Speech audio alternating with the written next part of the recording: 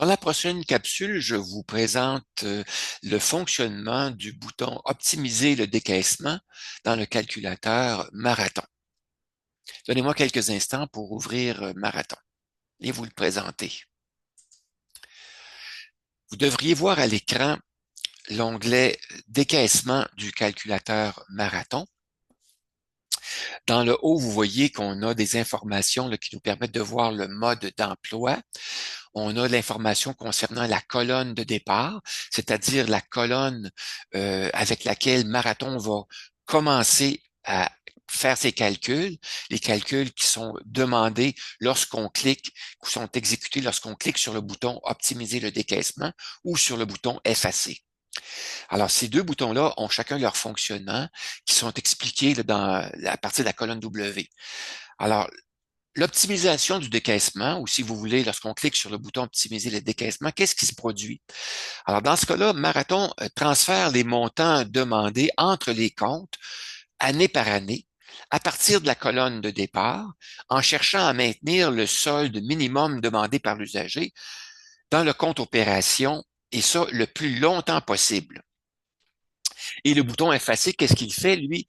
Le bouton effacer, il supprime les dépôts et les retraits qui sont inscrits sur les lignes en fond orangé dans l'onglet décaissement année par année à partir de la colonne de départ. Maintenant, lorsqu'on clique sur le bouton optimiser le décaissement, qu'est-ce qui se produit? Première chose, l'onglet optimiser le décaissement, qu'est-ce qu'il fait? Il va vérifier quelle est la colonne de départ. Alors, cette colonne de départ-là, elle va changer d'année en année, puisque à chaque année, nous, ce qu'on va faire de façon manuelle, on va mettre à jour le solde de nos comptes de placement, de nos comptes opérations et placements REER, épargne non enregistrée et CELI, on va les mettre à jour. Et on va ensuite ajuster la colonne de départ. Donc, la première année, ici, c'est la colonne E, mais l'année suivante, ça va être la colonne F. L'année d'après, ça va être la colonne G.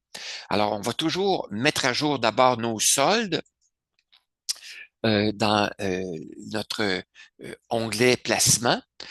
Ensuite, on modifie la colonne de départ et on clique sur le bouton optimiser le décaissement pour que les décaissements soient faits de façon automatique pour l'ensemble de la planification. Donc, première chose que le bouton fait, il vérifie quelle est la colonne de départ et il va ensuite effacer tous les montants de retrait et de dépôt qui sont inscrits dans les lignes en orangé, donc les dépôts et les retraits. Et il va aussi effacer le montant qui est reporté dans l'onglet budget à la ligne 34. Vous voyez qu'à la ligne 34, on a une autre ligne à fond orangé. Qu'est-ce que c'est que cette ligne-là? C'est la ligne qui contient le montant des retraits du REER ou du FER, le montant brut des retraits à chaque année. Pourquoi ça? Parce que dans l'onglet décaissement, fait le montant, lorsqu'on simule les retraits et les dépôts qu'on doit faire à chaque année, le calcul du retrait total brut est inscrit à la ligne 47. Ce montant-là, qui est un montant de retrait brut du REER ou du FER, constitue un revenu qui est imposable. Alors, ce montant-là, il est reporté de façon automatique par l'onglet décaissement. Lorsque c'est pertinent, il le reporte automatiquement dans l'onglet budget à la ligne 34. Donc, vous voyez ici pour l'année 2022, un montant de 12 496 qui est reporté dans l'onglet budget à la ligne 34 de façon automatique. Donc, il reporte ça de façon automatique. Donc, si on revient à notre onglet décaissement, première opération que le bouton optimiser le décaissement fait, il regarde la colonne de départ, il efface tous les montants à partir de la colonne de départ, les montants de dépôt et de retrait, plus l'onglet budget, la ligne 34, tout ça s'est effacé. Et ensuite, opération suivante, qu'est-ce qu'il fait? Il va vérifier quel est l'ordre de décaissement qui a été demandé par l'usager, l'ordre de décaissement qui était inscrit à la ligne 34 de l'onglet placement. Alors, il voit que c'est d'abord l'onglet REER, l'onglet épargne et l'onglet CELI. Il vérifie ça. Ensuite, qu'est-ce qu'il fait?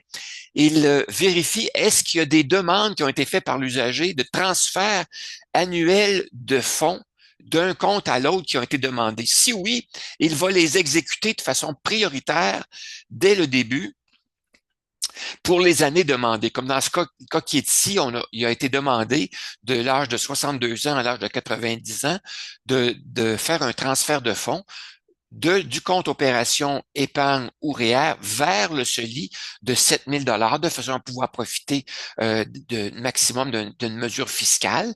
Donc, tant et aussi longtemps qu'il reste de l'argent dans les comptes opération épargne et REER, le transfert automatique va s'exécuter depuis ces comptes-là vers le compte CELI, le montant de 7 000 jusqu'à ce qu'il reste des fonds ou jusqu'à l'âge demandé. Une fois que ces transferts de fonds-là qui sont demandés sont exécutés, il va ensuite retourner dans l'onglet décaissement et il va regarder quel est le solde du compte opération de l'année précédente. Il va regarder le solde du compte opération et il va regarder quel est l'écart qui a été qui est généré suite à nos opérations qui ont été faites dans notre état des résultats. Comme la première année, ici, on voit qu'on a eu un surplus.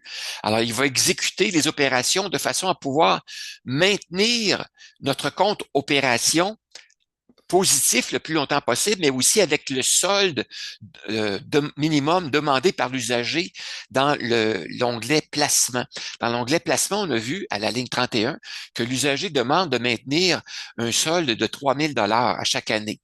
Alors, il va s'organiser pour maintenir à la fin du calcul un solde de 3 000 dans le solde d'opération, ce qui fait en sorte que pour la première année, il y a un surplus de 11 000 Alors, ce surplus-là, il va le transférer, il va dire qu'il faut le retirer. Il va faire quoi avec? Il va le déposer dans d'autres comptes, dans le compte, par exemple, le compte épargne non enregistré, il va y déposer 4 500 et le 7 000 qui était demandé d'être transféré dans le compte CELI a été déposé. Donc, 7 000 de dépôt dans le compte CELI, plus 4 500 de dépôt dans le compte épargne non enregistré, ça fait bel et bien un retrait de 11 500. Donc, vous voyez que le total des dépôts égale le total des retraits année après année, ce qui fait qu'on a la possibilité de voir que pour cette année-là, nos transactions sont conformes. Le total des dépôts est égal au total des retraits. Si on voit ça pour une année où c'est un surplus, on va le voir pour l'année suivante où ce qu'on a ici, c'est un déficit. Non, c'est un autre surplus de 964 pour l'année suivante. Mais par contre, pour obtenir le solde de 3300, on a la possibilité de faire un retrait supplémentaire de 1000 dollars. Alors, ce montant de 1000 dollars-là, il va être, retiré du compte opération, mais il va être transféré dans d'autres comptes pour égaliser un total de nos dépôts et de nos retraits l'année suivante, pour arriver toujours à un total de 0 pour le total des retraits et le total des dépôts. Alors, donc, il procède comme ça année après année. Et lorsqu'on a un déficit, vous voyez que le déficit est inscrit en rouge ici. Alors, lorsqu'il y a un déficit, on va devoir déposer de l'argent dans le compte opération pour maintenir le solde de 3 000 Et lorsqu'on a un dépôt ici, ben, il faut qu'il y ait un retrait qui compense dans un autre compte pour que le total des dépôts et des retraits soit toujours égal à chaque année. Donc, c'est comme ça que l'optimisation du décaissement va se produire à chacune des années au fur et à mesure. Et l'ensemble des opérations, lorsqu'on clique sur le bouton optimiser le décaissement, prend environ 1 minute. Et là où le calcul se fait, vous voyez l'information qui est écrite là, dans les cellules de la colonne A sur les lignes 5 à 8, vous voyez où est rendu le calcul lorsqu'on a cliqué le bouton optimiser le décaissement, où en est rendu le traitement des données. Il va vous indiquer à quelle étape il est rendu, dans quel compte il est rendu et s'il y a lieu à quelle colonne il est rendu, pour que vous puissiez suivre l'évolution du traitement. Alors voilà, c'est la façon dont fonctionne le bouton optimiser le décaissement dans l'onglet décaissement du calculateur Marathon.